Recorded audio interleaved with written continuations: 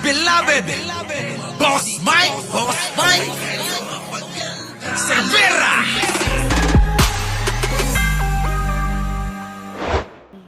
Yan na, bati mo na.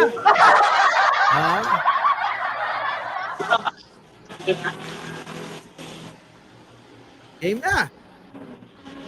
Bert, mauna ka na. Good evening po sa ating lahat. Ayan, sana po ay nakatutok po kayo ngayon sa special episode namin with Boss Mike, of course, and Prof. Ed, Miss Mau, and Attorney DJ. Ayan. Okay, ako makikinig lang kasi manghihingi ako ng lecture niya. Grounded. Si Prof. Grounded.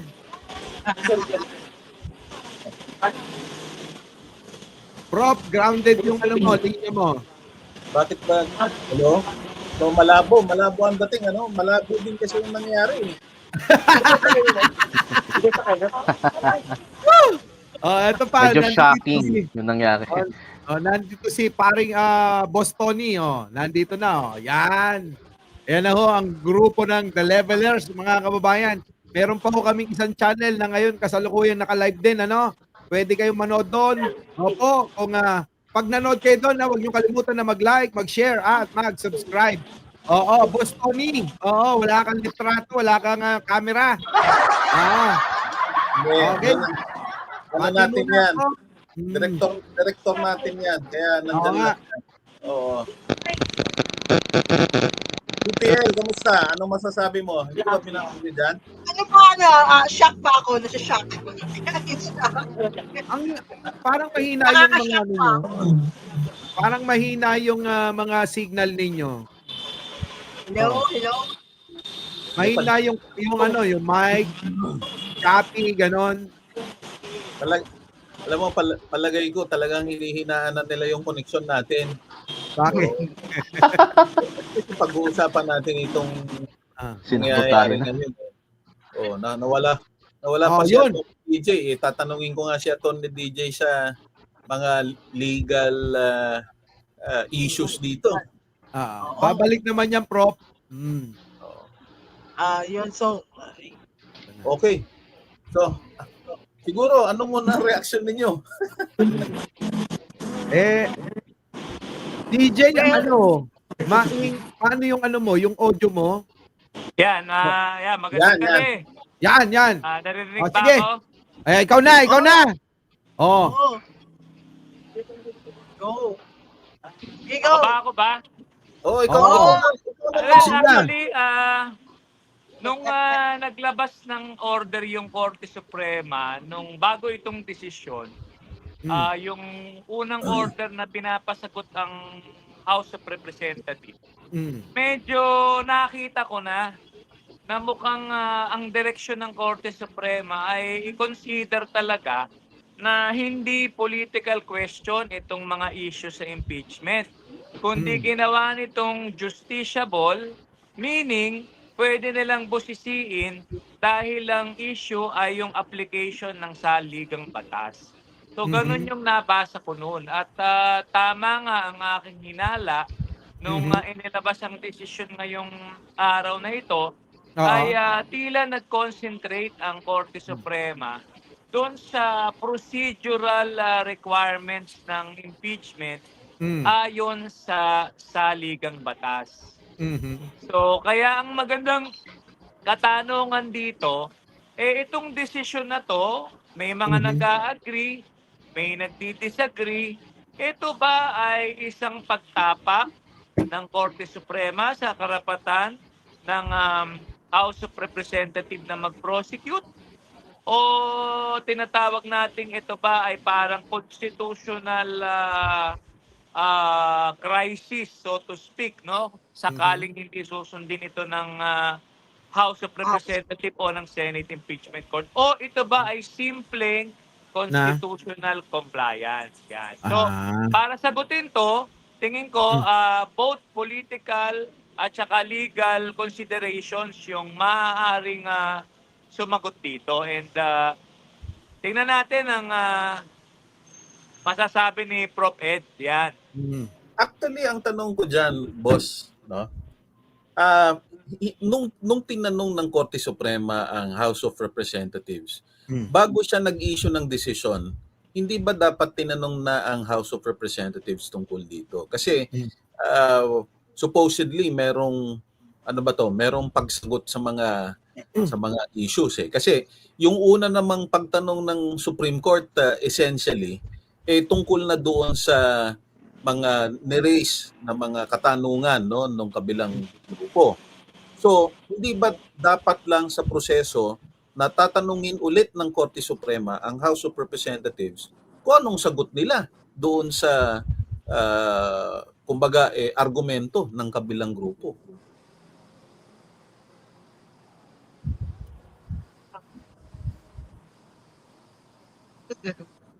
Nawawala yata. Hindi, ayun, tuloy-tuloy, oo. Yun yung tanong, DJ, attorney. Actually, maraming mga na-interview just this afternoon, mga abogado din at napag-usapan din namin ito sa ibang grupo, ng mga batikang mga abogado din. Medyo nabigla sila dito sa desisyon na to, no? And of course, siguro kahit papaano ang consolation mo is no less the Senior Associate Justice of the Supreme Court ang ponensya. Pero still, hindi ko maiwasang magtanong kung paano nangyari yung ganong issue. Kasi meron ng jurisprudence dito sa issue na ito eh. So supposedly, ano ba ito? Reinterpretation nung naunang desisyon ng Supreme Court when it comes to the counting ng kung ano yung 1 Yan year? yung Francisco versus House of Representatives. Exactly. Oo. So ano pa to? Reinterpretation ba to? Lumalabas? Kasi supposedly... Pwede kong sagutin yan. Yan, pakisagot, Sige. attorney. Go. Nawala na naman. Yan. Yan. Sige, go, attorney. Ako, binasa kong mabuti. Actually, yung decision kasi, hindi pa na-upload yung entire text. So, ang ating information, medyo limited lamang doon sa mga nireport ng Supreme Court spokesperson at yung nasa website nila, no? Pero ang nakita ko doon, I do not know kung yung ibang abogado dito sa atin would agree, no? Nag-center kasi yung Korte Suprema doon sa di umano'y authority or lack of it ng Secretary General na i-endorse ang impeachment complaint sa House para i-calendar. Kasi sa saligang batas, ang ginamit na salita, shell So kailangan i-calendar. Dito sa impeachment complaint ni Sara, yung naunang tatlo, lumalabas yung Secretary General, winidhold muna niya. Kaya nga tila hindi sumagot siguro yung SecGen nung pinasasagot ng Korte Suprema dahil medyo iniwasan din ito ng House of Representatives. So parang doon sa kung ito ba ay binago yung Francisco versus Court of Appeal, sa akin tingin, mukhang in-expand nila.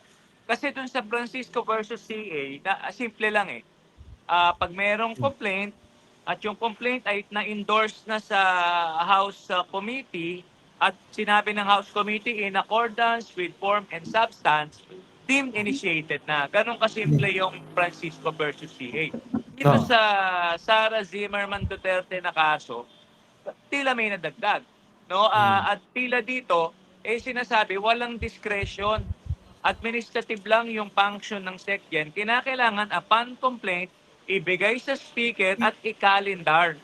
Parang ganun lumalabas. So parang talagang naging mahigpit sila doon sa prescription ng saligang batas. Although yung Constitution, hindi rin naman kasi explicitly sinasabi na immediately the Secretary General shall calendar. Kung hindi, nakalagay doon kasi shall be calendared. Something to that effect. So siguro, parang doon iikot. So tanungin natin sila, yung kasama nating abogado rito kung anong tingin nila. Yeah. So para ako ganun yung nakita ko eh. Parang i-expand ito. I-expand yung Francisco versus the House. Diba? Pero hindi pa nila nilalabas yung full decision. Pero Hindi pa. Bali ganun ang policy sa Korte Suprema kung mga cases that are of primordial importance, yung dispositive muna, tapos summary lang. Dahil siyempre, ginagawa pa yan eh. So pagkalabas, a few days siguro baka ilalabas nila.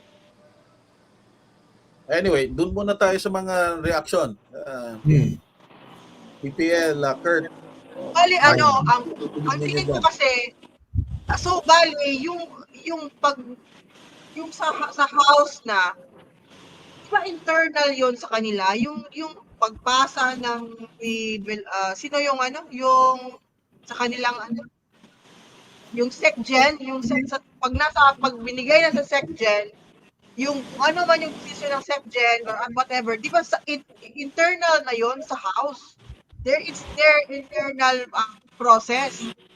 So, Yun yung sinasabi ng House na wala na kayong pakialam doon kung paano namin igagawin yun. At saka sinasabi rin ng House, naging mutin academic na yun somehow dahil nga yung 1/3 ng House bumoto na doon sa 4th impeachment complaint.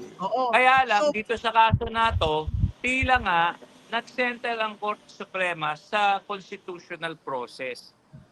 At yun nga, pag pinag-usapan kasi sa mga hindi abogado, no, pag pinag-usapan kasi ang interpretation ng saligang batas, talagang may karapatan naman ng Korte Suprema dyan. So, ang magandang tanong rito, kung magkakaroon nga ba ng constitutional crisis, yan ay depende sa impeachment court. Kung yan ba ay i-honor nila o hindi. Siyempre, pag hindi nila in-honor, definitely, constitutional crisis yan. Yun ang aking pagkakaintindi, no? Tama ba yun, Prof?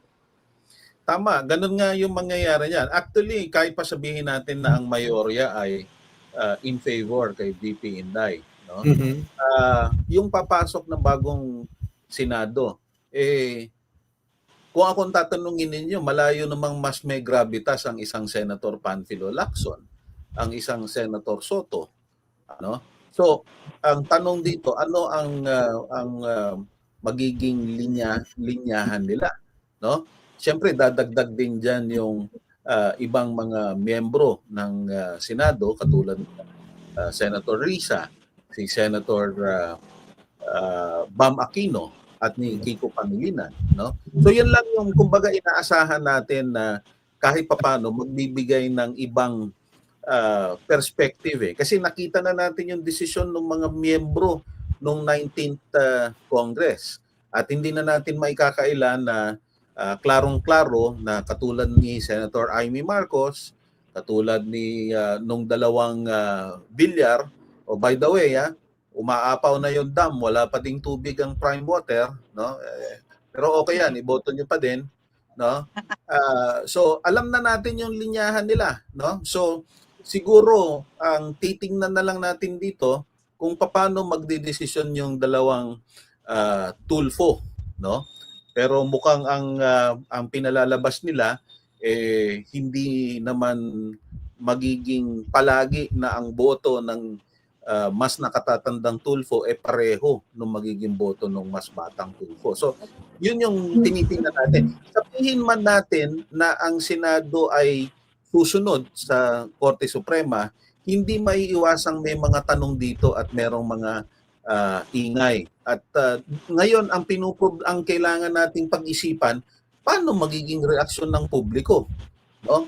Kaya nga sa tingin ko mahalaga din yung basa ninyo Mike, Mau at saka Kurt, no? Kung paano yung nakikita ninyong galawan Si dito. Bam Aquino nagsalita na, Senator Bam Aquino nagsalita na. I-update ko kayo, Prof. I-update ko kayo. So, before tayo nag-log on, nagsimula, ito yung mga reaction na nakita natin from the senators. Senator Bam Aquino, gusto niya magpatuloy yung impeachment.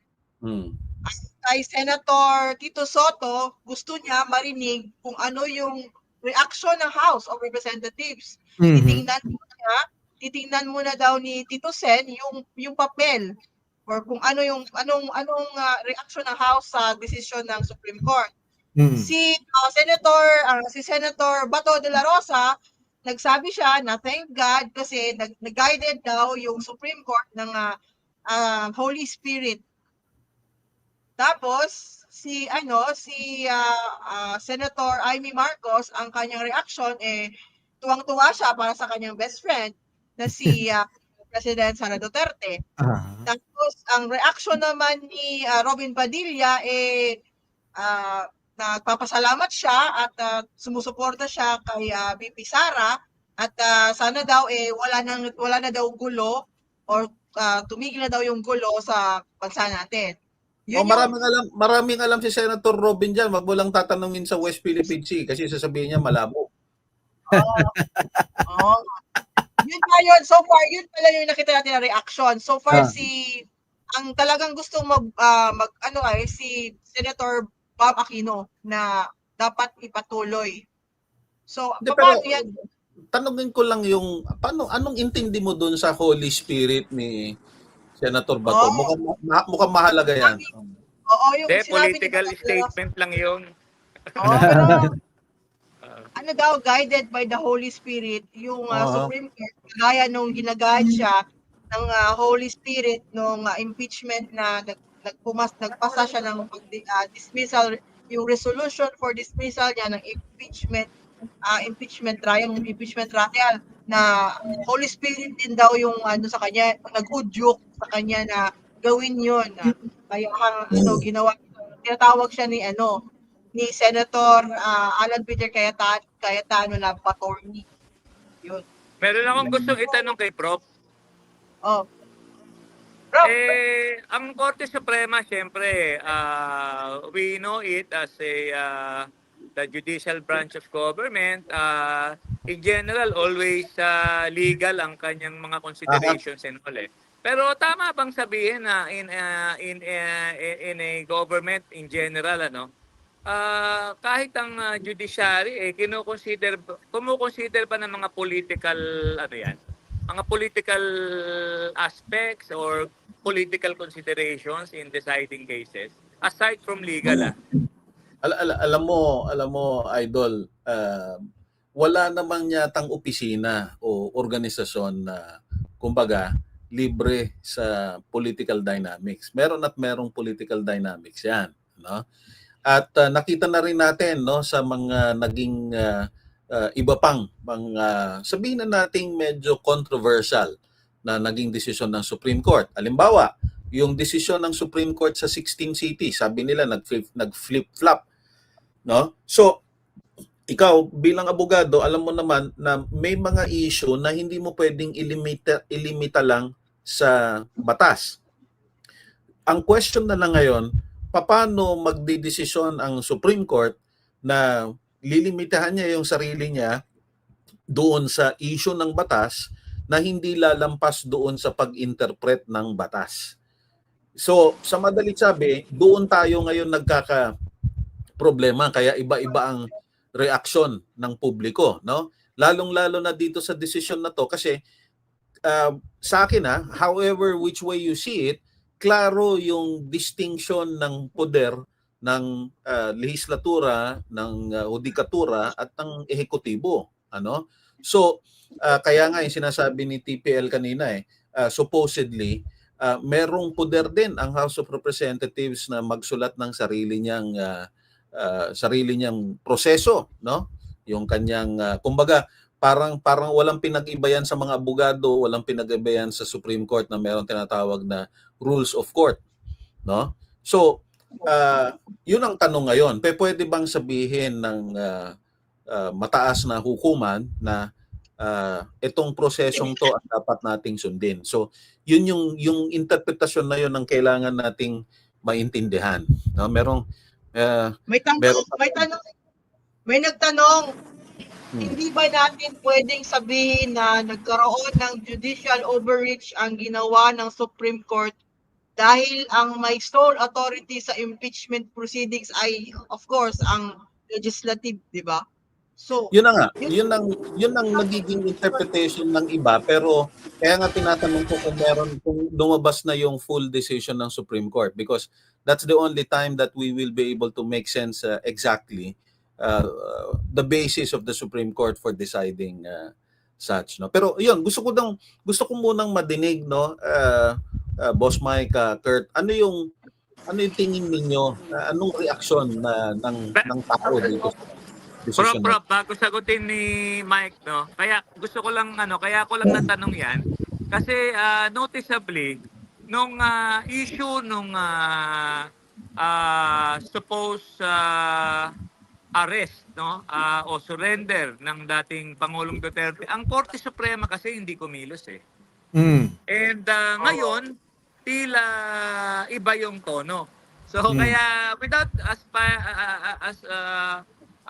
without implying any malice sa Korte Suprema, no? Pero kaya ako tinatanong yung political dynamics, no? Kasi may mga nagtatanong dahil nga hindi nakapag-issue ang Korte Suprema at hanggang ngayon wala pang desisyon doon sa arrest ni dating Pangulo, as in contrast sa nangyari ngayon. So ano ba ito kaya? Is this a political accommodation? Pero sabi nga natin, ang Korte Suprema, supposedly, talagang plain law lang eh. So, pero ito, makita mo, 12 ang bumoto. Pero dun sa issue nung kay dating Pangulo, no action. So, ano kayang, ano kayang implication nun, Prof? Alam mo nga, boss, sabi ko nga sa'yo, no? Hindi mo maiiwasan na magkaroon ng ganyang interpretation, malis or no malis. Pero kung ako naman ng Supreme Court at ako naman miyembro ng Supreme Court, which is impossible to happen, ang pwede kong excuse diyan, unang-una mali yung isinimpan nilang recourse no? At mahabang diskusyon 'yan sa mga abogado, na tila dapat ang ginawa ng mga abogado ng dating Pangulong Duterte hindi TRO, no? O kung hindi writ of habeas corpus ang dapat na final nila, no? Ngayon, paano mo padidesisyonan yung TRO? Unang-una hapon na nila pinadala yon at tapos nakalipad na ang dating Pangulo sa The Hague. So, at the end of the day, moot in academic na to. Kahit na magdesisyon pa ang Supreme Court na, mali yung proseso ninyo, ang tanong, maibabalik pa ba ang dating Pangulo? So, sa akin, layman's interpretation, kaya hindi na gumalaw ang Supreme Court dito. Kasi, kung ikaw ang Supreme Court, ayaw mo naman na, kumbaga, parang nakakahiya naman, magdedesisyon ka ng hindi papabor doon sa nangyari. Nangyari na nga. Tapos na. Oo, tapos na. So, pero tama rin yung sinabi mo, hindi nga maiwasan, no, na ganun ang maging interpretasyon ng iba sa atin, no, that whether we like it or not, the decision is more political than legal. Kasi klarong-klaro Klarong-klaro naman para sa akin, pag tinignan mo yung saligang batas, klarong-klaro kung ano ang poder ng House of Representatives at ano ang poder ng Senado, no? So, yun ang tingin ko na kailangan natin. Kaya lang, Prof, talagang nakita ko naman dito, in fairness to the Supreme Court, interpretation talaga ng section on impeachment nakalagay kasi doon, shell calendar So within a certain period So kaya siguro maybe this could also be a learning process for everyone. It's a ano din naman siya. Kumbaga meron ding may nakita rin kasi So kaya mahirap din sabihin talaga na purely political no. Maaring incidental, pero in terms of the legal argumentation, ako kasi syempre as a lawyer kami, we are bound by what the Supreme Court will say, no? And of course. Yun nga. Everyone should be bound yung by what the saligang Supreme batas, Court. parang ganun. Everyone should be bound by what the Supreme Court decides, no? Pero again, whether we like it or not, hindi maiwasan na magkaroon ng question dito. Again, yung sinasabi mo na may nakita nga sa proseso, meron na nga jurisprudence doon kung paano mo i-interpret yung pagsimula nung pagbilang. So kaya nga kailangan nating makita yung buong kabuuang desisyon ng Supreme Court kung paano, kung parang tiptoeing yung nangyari dito no? Sa kanilang pagdesisyon, no? So siguro nakita nila dami fido, no? But at the end of the day, ang yung substantive part ang tinitingnan ng taong bayan dito. Bakit hindi natin makita? Hindi muna natin tingnan ano ba yung laman talaga ng reklamo? Kumbaga, hindi pa nangyayari yung basketball, may nanalo na . O yun daw appointment authority.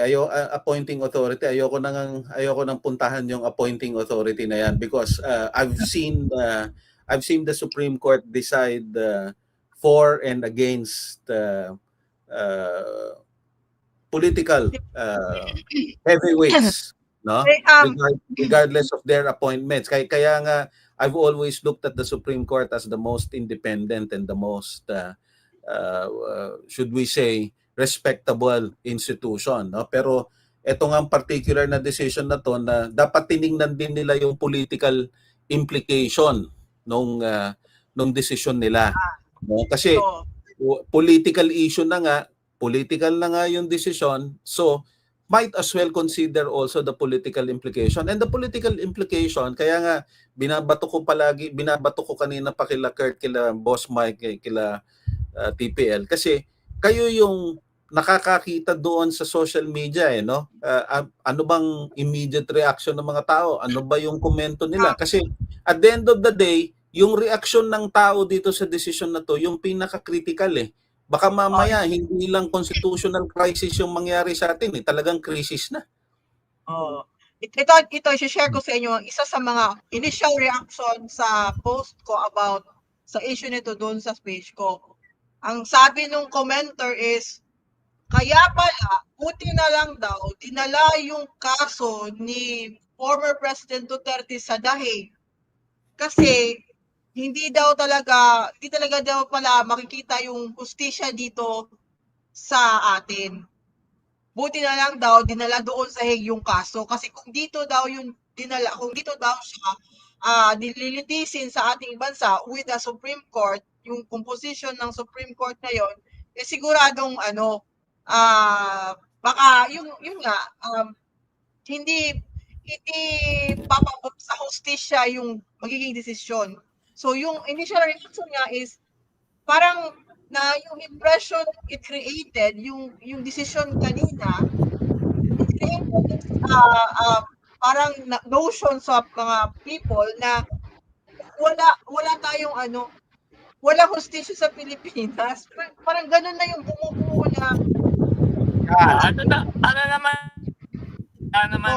syempre, of course, everybody is entitled to his or her own opinion. Pero syempre, kasi tayo government of law So, kumbaga, kaya yung rule of law, yung batas, yun ang talagang and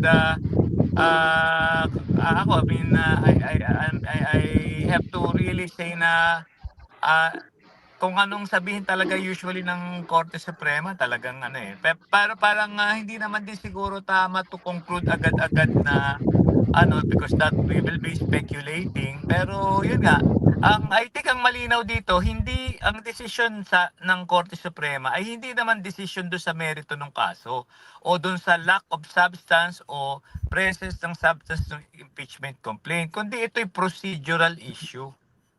So, hindi dito sinabi na yung impeachment ay walang basihan. At remember, sabi ng Supreme Court pwedeng i-file sa February. Ano na ba ngayon?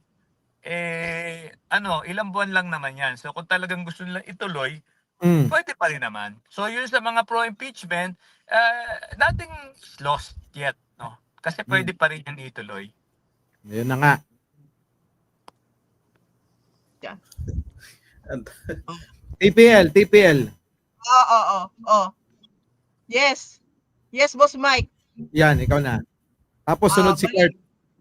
Bali, yun nga, July na ngayon, next week, August na, ilang buwan na lang, bagong taon na naman. Tapos sinabi nga doon na yun nga, yung kaso pwedeng i-refile next year. So, ang problema natin ngayon is yung nangyari, ang ginagawa ng narrative ng mga pro Duterte, yung kanilang narrative is vindicated na daw si Sara Duterte dahil unconstitutional yung pagpapasa sa impeachment complaint. Pero they will not consider the text narrative na hindi pa tapos yung kaso. Pero doon lang sila nakafocus sa sinabi na ng Supreme Court na unconstitutional ang ngayon. So, technicality, yun nga, sabi nga, Yun Yun na nga lang. yun na nga ang sinasabi natin diyan eh. Political yung issue, tapos alam naman ng Supreme Court na mainly political 'yan at nagdesisyon ng Supreme Court despite it being more political, might as well took into consideration the political implications. At ito yung political implication dito, no? Sana pinagbigyan na lang, kumbaga, no? Oo, sana hinintay na lang katulad nung pananahimik, no, doon sa TRO as far as the arrest of former President Duterte. So, Parang doon kinonsider nila na political question yung decision ng presidente as an architect of the foreign policy to implement yung compliance sa international law. Parang gano'n na naging direksyon eh. Pero dito iba, no? Anyway, iniintay ko pa din yung sasabihin ni Kurt tsaka ni Boss Mike. Si Kurt muna. Mauna na ka po ako, sabi. Ayan. Based po sa mga nakikita natin online. So, bali, maraming na-disappoint sa mga tao na nakatutok talaga dun sa impeachment. Numero 1 po kasi dahil biniti na nga yung impeachment nung naaraang Kongreso. So, parang yung iba, they saw na magkakaroon ng glimmer of hope na tuloy-tuloy na nga po yung impeachment trial this coming 20th Congress.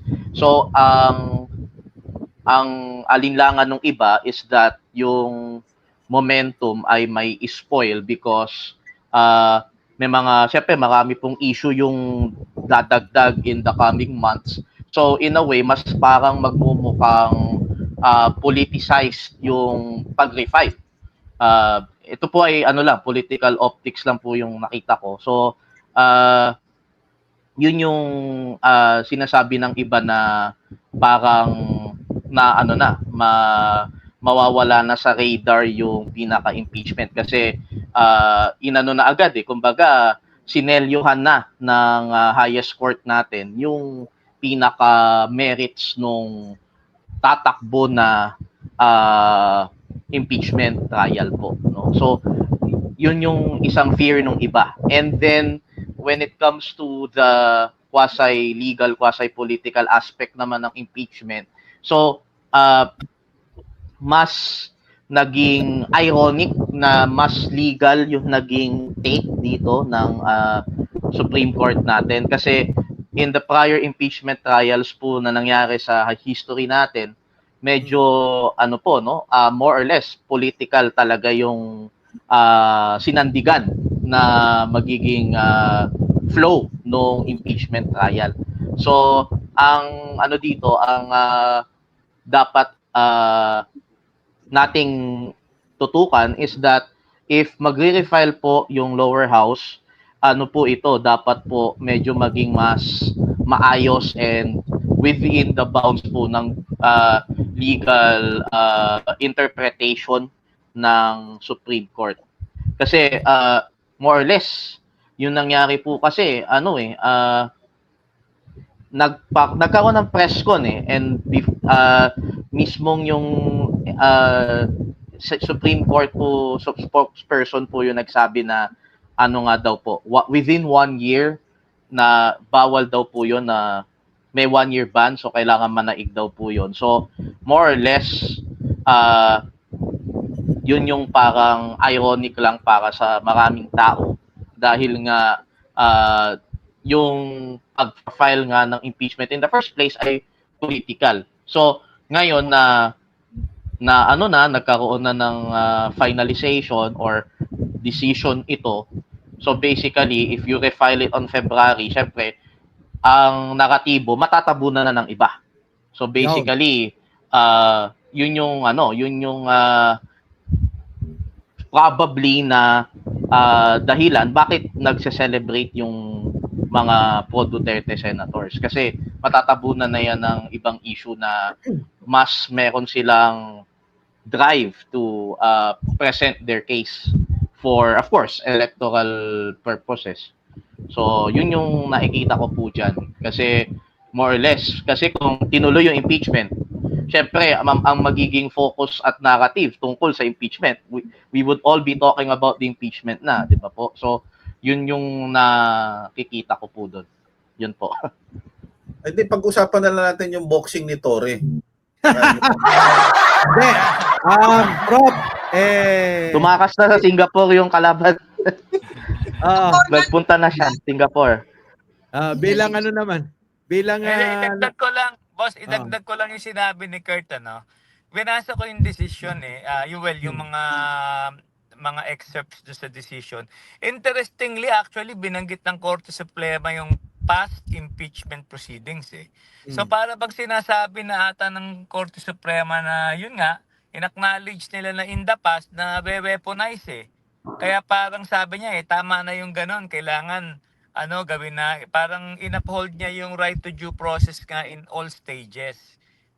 Although ito nga, kung tutuusin 50-50, pwede rin kasing sinabi ng Korte Suprema na procedural lang yun mas yung substantive aspect of impeachment is more important. Let the impeachment proceedings be heard. Pwede din ganun siguro pero mas siguro nga dahil nga interpretation ng saligang batas at hindi natin alam kung may political considerations do sa past events nga, kaya baka ganyan yung naging decision. Yan lang naman na madagdag ko lang. tanong ko Balik sa tayo inyo. kay Torre at Baste. Teka muna, bago tayo pumunta ron, may katanungan ako.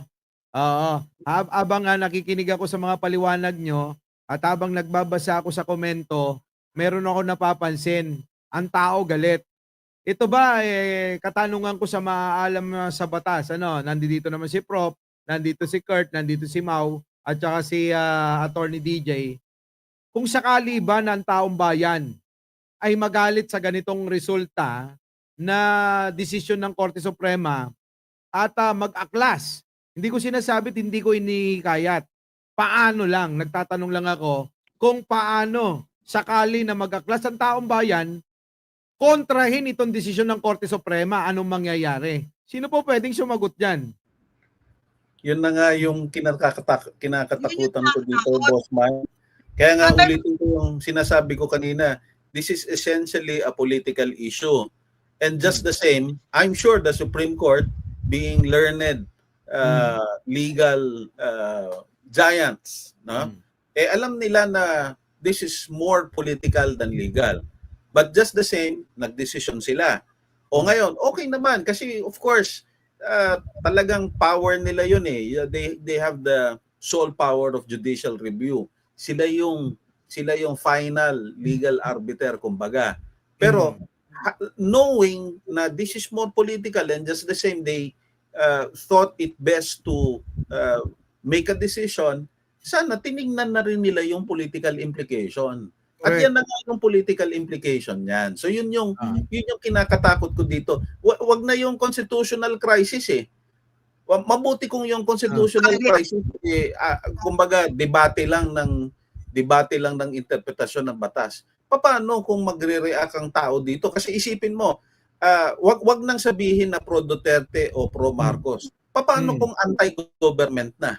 Kasi wala na, hindi na nila alam kung sinong paniniwalaan Kaya nga. Kasi Huwag naman sana. So siguro bilang mga nag-aral sa batas at mas merong kahit papaano mas nakakaintindi at edukado, di dapat siguro we should appeal for sobriety. And we should still push for the rule of law. And gaya ng sinabi ko kanina, this does not put an end to it eh. Kumbaga, kung talagang may basehan ng impeachment naman, pwede namang isampa sa February. Whether sabihin na natin 1 taon na lang or so, ang 7 nakalagay months. naman doon, forthwith eh. So, ibig sabihin, wala na din dahilan para hindi i-hear yun. So, pwede pa rin. So, kaya lang, yun nga, daanin natin sa proseso ng batas. Wag naman sanang magkagulo dahil sa dulo, pag bumagsak ang ating gobyerno, lahat naman tayo. Damay-damay lahat. Actually may point ka diyan, Tony DJ, no. Kaya lang ang akin, kaya ako iniisip yung mga ganong possibilities. Kasi tingnan mo nga yung nangyayari dito, no? Ang dami kong kaibigan na ang tataas ng mga pinag-aralan. Bigyan ko kayo ng perfect example. Si Harry Roque, international lawyer, law professor. Ano na nangyari ngayon? Naging law professor na lang.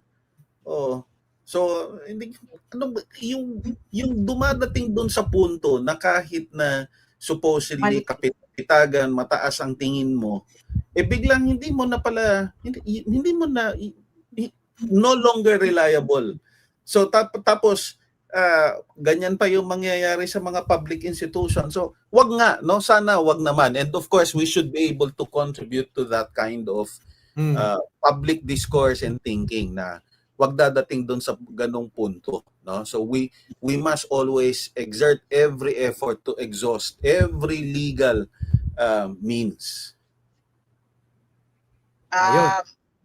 Pero problema kung meron tayong kagaya ni Senator Mick Zubiri na magpo-post na that's it, pansit, talagang mas makakagalit sa mga tao. Itong that's it, pansit. Tapos, that's it, pansit. Naglabas na kanina ang PCO ng statement pala, bro. Naglabas sila ng statement niya. Ang sabi, statement ng PCO, we have yet to review the full text of the Supreme Court's decision. We call on everyone to respect the Supreme Court and place their trust in our institutions. The impeachment process is a matter handled by the legislative and judicial branches, and we recognize their independence in carrying out their constitutional mandate. So, pumapagitna ang ating ang Malacanang. Pumapagitna na. So, magandang pag-usapan. Ano kaya ang magiging posisyon ni Pangulong Marcos dito sa nangyari. Although, expected po yan kasi sa ating mga nakikinig, tayo po ay may saligang batas, meron tayong judiciary, executive, and legislative. Isinuko natin sa kanila eh. So technically, rightly or wrongly, kung anong decision nila, it's a sovereign act also. So hindi natin pwedeng baluktutin. Kung hindi respetohin din. Kaya kita nyo, kahit Malacanang mismo sinasabi, we have to respect the institution kasi nga we are a government of law, not of men. So sana apela sa lahat maging kalmado. Maging kalmado. Ayun, ako natutuwa ako sa pahayag ng Malacanang na respetohin etong desisyon ng Korte Suprema. Kung yun ang desisyon nila, wala naman na kaming magagawa bilang mga sumusunod sa kung ano yung sasabihin nila para sa ikakabuti nating lahat. Kasi kami, sa aming hanay, kung ano yung tingin na makakabuti ng Malacanang at siyempre kung ano yung sinabi ng Malacanang, yun na rin ang sinabi at opinion ni Pangulo Di po ba? Yun na rin yun. Hindi magsasalita ang ating spokesperson na si Attorney Claire kung hindi rin manggagaling kay Pangulo So kung yun, ano pang magagawa natin? Tingin ko ako naniniwala meron itong hindi tayo nakikita na sila lang ang nakakakita na baka biglang mabulaga na lang ang lahat. Ano? Hindi kaya yung ganon, Prof? Posible bang mangyari na meron tayong mga hindi nakikita na bigla na lang sasambulat sa lahat? Kasi kita mo Alam niyo yan. kasi ganito mga kababayan, pag-isipan nyo maigit yung sasabihin ko. Nung panahon na etong si Digong ay nanganganib na kunin na nga ng ICC, abay ang salita ni Pangulo, hindi natin papapasukin yan at hindi tayo makikipagtulungan. Pero ano nangyari? Kabaliktaran. Di ba? So, hindi natin masabi kung ano ba talaga yung pwedeng mangyari sa mga susunod na araw. So, yun ang abangan natin. Pwede naman siguro. Kaya mga kababayan, kalma lang. Kasi yung people power agad, sa totoo lang, tama ang Malacanang at tama rin ang opinion ng mga matatalino din na hindi talaga yan makakatulong. Hindi ako sang-ayon na people power, kaguluhan, magdulot dahil lang sa isang luka-luka na vice presidente. Hindi deserve na gawin natin yung ganun para kay Buday lang Hindi ako sang-ayon sa madaling salita. Prof, Mag-boxing na lang tayo. Boxing na lang. Ayun na nga. Mag-boxing na lang, Maigi pa, no? Di ba? Oo, Hindi sinasabi Steve Mukhang PL. hindi naman matutuloy Wala na. Nawawala pero, si PL. Teka, sandali. mahina ka, TPL. Mahina yung dating mo. Hello. Okay na? Yan. May kanina, di ba tinanong ko sa inyo kanina yung question na yon na pwede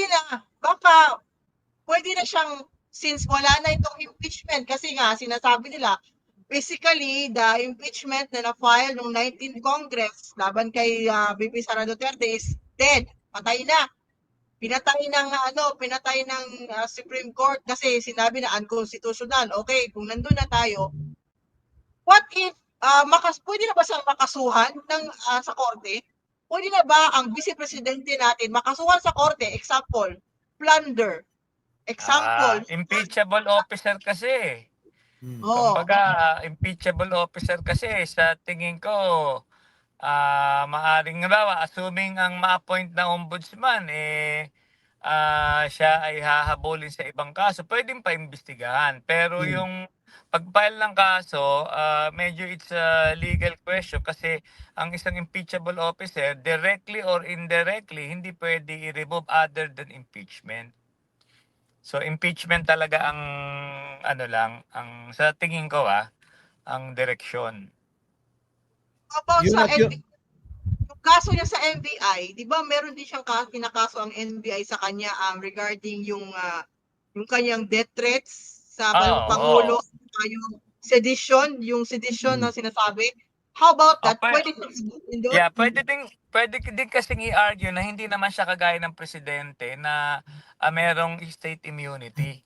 So pwede siyang kasuhan. Pero syempre, again, it's going to be a legal question, a legal issue. Pero again, political din yan. Kasi alam mo naman ng mga Pilipino kung sino yung napubugbog, yun ang bida. So calculated rin yan. So kailangan pag-isipan din kung talagang yun ba yung mga tamang direction dun sa ayaw maging presidente si Sara, no? So tignan natin, panoorin natin kung ano mangyayari sa July ba o August ang magre-retire si Ombudsman. Sunday na siya. Last day niya sa Sunday. So basically next week. Next may week. bago na. Bago na. Tignan natin. Stay natin. Magandang usapin yan. So at least madami tayong topic. Hindi ko nahihintayin yan. Lilipad na lang ako sa Singapore. Oo nga. Sundan na lang natin yung tumakbo, no? Oo, tumakbo naman Wala. Pero matapang yun. Ito pa yung una naghamon. Matapang yun. Ay, ano masasabi mo doon, Prof? Siya yung naghamon, tapos ganun, may kondisyon. Yun na nga, matapang nga yun, matapang. Matapang yun para sa mga Hindi ko alam. Alam mo, isang magandang napakita dito, Ah. although ako nga, dun sa aking ginawang comment nga, kasi syempre PNP chief ka, dapat medyo hindi ka bababa sa level ng mga hamon ng suntukan no? Pero kaya lang, siguro talagang napilitan na lang yung mama para conditionally pumatol in a better way, charity boxing. Pero ang magandang naipakita nito, kahit ikay 55 anyos na, pagka ikaw ay fit, kayang-kaya mo pa. May kilala Ito, akong maganda, ganyan, idol. in-encourage nito Oo. ang wellness. Oo. Yun ang May kilala rin pinakamaganda akong dyan. ganyan. May Oo. kilala rin Oo. ako dyan. Malupit pa rin. Kahit na, meron ako kasi kanina na balita, na kahit na lumipad na May nga si nakakabilib din di ba? Kita mo, jogging pa siya, Daddy ko nakaka-boxing, di kanina. ba? Oo. Magaling, mahusay. Despite na, yun nga, despite na yung news kanina ring hapon na lumipad na ng Singapore si acting mayor Sebastian Duterte, inaasikaso pa, siniset up pa rin, patuloy nagsiset up ng boxing ring doon sa Rizal Memorial. Oo. Tuloy na tuloy doon. Tuloy Ako, talaga tingin yun ko dyan, doon. tingin ko dyan, kung tatakbong senador yan si Torre, etong ginawa niya, magandang promotion niya yan. Oo naman. Oo naman. Politically, okay din yan. It's a good gimmickry and stunt. At saka hindi Sabi nga nila Di niya Attorney. in-expect na Sige, Kurt. Sige, Kurt. di niya in-expect na papatulan kasi siya. Kaya I mean, kasi pag nag-aamon sila, 'di ba? Yung iba nagpapaka high level na hindi ko napapatulan yung mga ganyang klaseng mga hamon, pero siya kasi siguro pinakita niya I'm a different kind of animal. So, 'yun. And then kinonect naman niya dun sa nangyayari sa baha. So, napahiya siguro yung isa kaya yun lang. Good timing yung kay Oo. PNP Torre. Tsaka mahusay. At the age of 55, kayang-kaya pa. Kasi sabi nga nila si Torre daw nagpapakondisyon. Si Baste may pakondisyon. Di ba? Nagdadamay pa ng kondisyon niya. Nagdadamay pa ng pang tao sa kondisyon niya. Pero TPL ako ayokong bitawan ito Itong issue kay Baste, parang mas gusto ko tong tutukan kaysa dito kay Sara Sa totoo lang bahala sila diyan kung gusto pa nila talaga na ipagpatuloy na suportahan si Sara sa 2028. Wala naman tayong magagawa Di ba? Kung hindi i-educate na lang yung iba na kung ano yung ating opinion, pananaw, yun na sabihin natin sa kanila. Nasa kanila pa rin naman ang desisyon, di ba? Yun naman di ba? Pero Depende sa mga botante kung gusto nilang botohin ang taong makikita natin na merong talagang saltik sa ulo. So, yun lang sana. Kaya ito dapat magsilbing aral kay BP, no? Kasi mukhang iba yung naging direction niya last time Kaya kita mo, pati yung si Pangulong Duterte na mukhang nadamay, di ba? So kaya this time siguro dapat magnilay-nilay siya, no? Since naka-score naman siya. Kung gusto niya siguraduhin ang 2028 election. Hindi yun maghihinay-hinay yung ganun klase na At saka yung mga tao patuloy na ring nagagalit sa kanila. Kanina nga topic ko yung mismong taga Davao na vlogger nila. Galit na galit, pinagmumura na siya. So dito na nag-uumpisa yung galit ng tao sa ginagawa nila na panloloko. Ikaw ang naghamon pero ikaw may pakondisyon. Saan ka naman nakakita ng ganun, di ba? So yung mga tao Ngayon lang po ako nakakita ng sa mga taga Davao, galit na galit din Pinapahiya daw ni Baste yung kanilang mga kababayan. Bata ka pa naman. No? Bata ka pa naman bakit hindi mo labanan yung hinamon mo? Yun. Sa Bisaya kung ganun, kasi dito sa Bisaya, sa amin, kung maghahamon ka ng ganong klase, tapos pinatulan ka, di talagang anuhin mo, may term na tinud-unon. Talagang anuhin mo, harapin mo talaga kasi ikaw yung naghamon Pero kung naghamon ka, tapos pinatulan ka na, Pero ikaw ang umatras, tawag doon namin, talawan or kaduwagan, duwag. Kaduwagan. Pero kasi sa amin, at teka muna, sa amin kasi nila Prof. Tayaw, sa amin sa Pangasinan, kahiyaan ng buong angkan yan eh.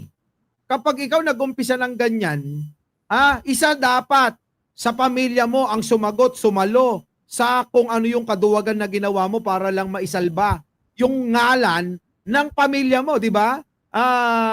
Professor Ed, ganyan tayo dun eh. Oo. Exactly. Actually, Diba? kahit saan ka magpunta, whether you like it or not, ikaw ang naghamon eh. So, you put your money where your mouth is, sabi nga nila. No? Pero, dapat siguro saluhin ni Pulong. Total namang gangster yon.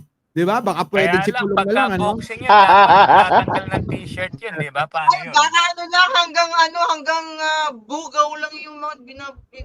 Di ba? Baka naman may pakita ni Pulong kaysa nagsusumbong lang.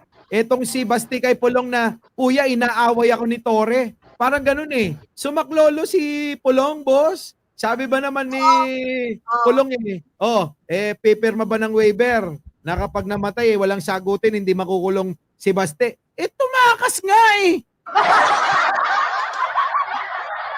Tapos ng waiver, tumakas yung kapatid niya, hindi niya alam. Oh.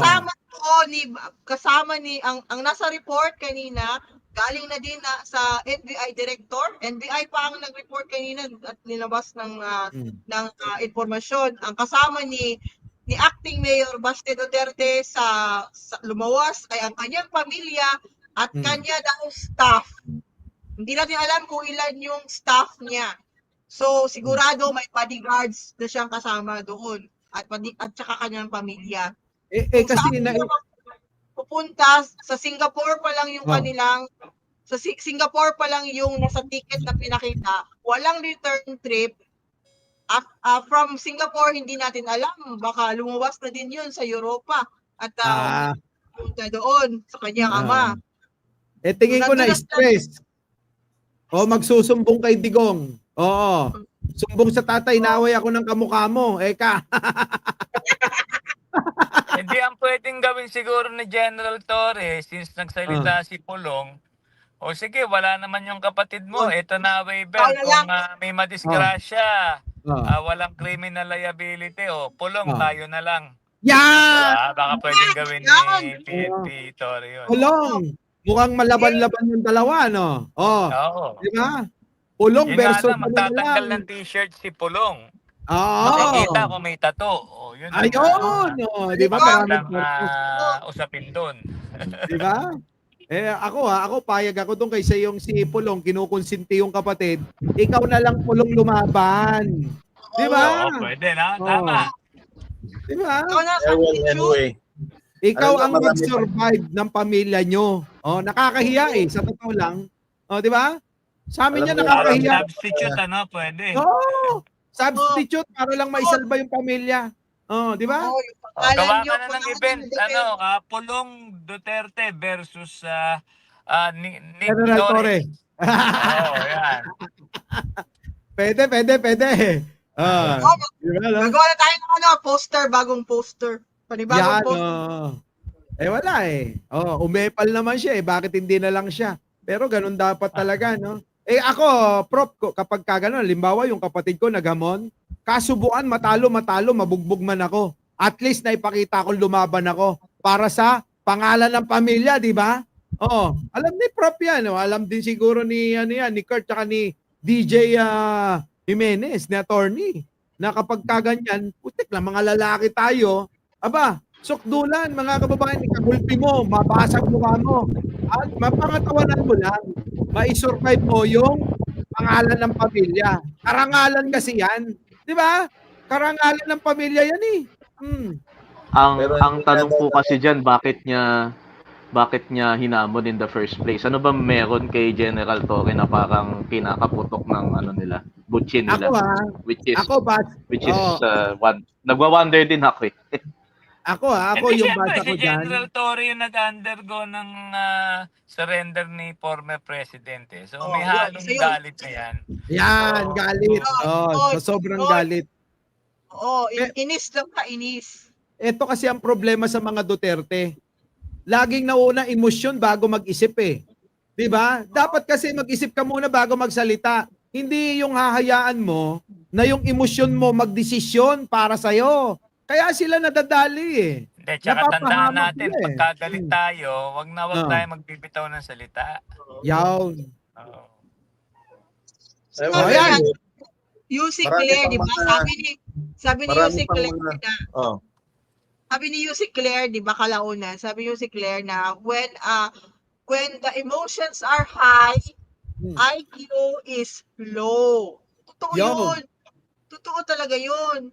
Sa bagay, pare-paras naman silang magkakapatid, ano? Eh, yung tatay Prof, Attorney Kurt, tsaka TPL3, baka nakakalimutan nyo. Ilan na ba yung hinamon niya na hindi niya naman pinuntahan? Una, si Justice Carpio. Ikalawa, si Mar Rojas. Oh, di ba?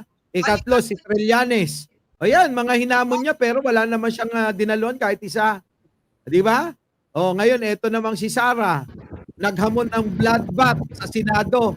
Kumuha ng 16 na abogado para ipagtanggol sa Korte Suprema. Ginawan ng paraan para lusutan niya. Ngayon, eto resulta. Ngayon, punta tayo kay Baste. Di ba ganyan na ganyan? Yung buong pamilya niya, style talaga. Mamblap, manakot, at gusto. Puro patayan. Pero hindi naman sila humaharap. Yo.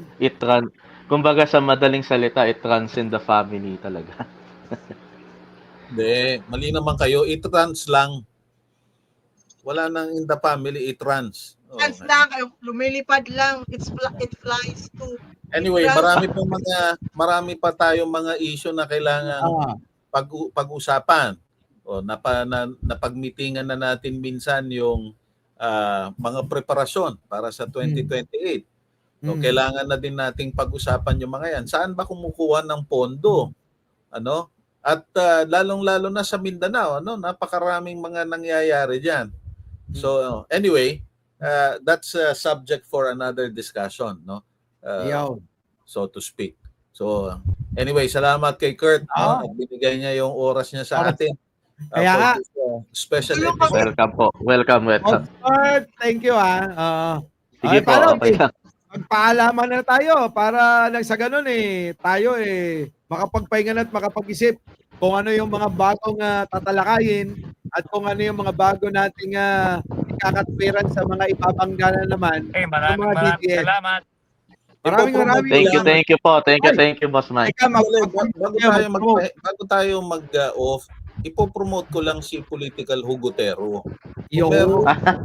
May political na bandera at merong Pinoy street lawyer. Yo. At saka merong Mike Cervera, meron ding Hugotero. Ano? Kaya malalim, pagka malalim ang hugot, malalim din ang naibabaon yan, malamang. Ano? So, sundan po natin itong Political Hugotero tuwing Biyernes. Ayun. Thank you po. Inagaw natin yung Every Friday yan. Oras ni Paring Kurt. So, paano?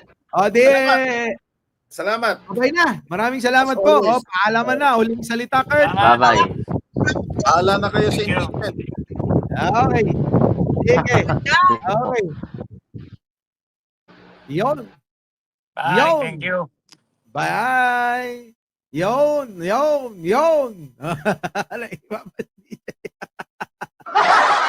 So mga kababayan, pasensya na kayo at medyo talagang maalon yung ating talakayan ngayong gabi. Pero sa susunod sisiguraduhin natin na maging maayos muli. Dahil po biglaan lang po yung nangyari na pagbibigay natin ng reaksyon kasama nga po yung ating mga tropa na mga abogado at kilala naman na maaalam sa mga batas. Antayin natin po sa kabilang channel ng The Levelers. Abangan nyo po ang ating mga kasama ron sa kanilang mga pagpapaliwanag patungkol sa mga nangyayaring mga issue, patungkol sa mga nangyayaring tulad nito na tila ba kumarate. Black belter ang Korte Suprema sa pagdedesisyon dito sa impeachment complaint laban kay Buday. So mga kababayan, maraming salamat po. Hanggang dito na lang ang ating panahon. Marami po tayong kasama ngayon ng mga naka-live at nagbibigay din ng kanilang mga opinion, pananaw sa mga nangyaring ito. At syempre, tandaan ninyo, huwag nating kalimutan ang ibang mga issue. Oo, huwag nating hayaan na matabunan ni Buday etong mga isyong dapat nilang sagutin. Ano po? Muli, hanggang dito na lang ang ating palatuntunang Buday! Nakalusot na naman. Oo. Sa isang taon kaya makakalusot pa. Maraming salamat mga kababayan ko. Our beloved Boss Mike Cervera.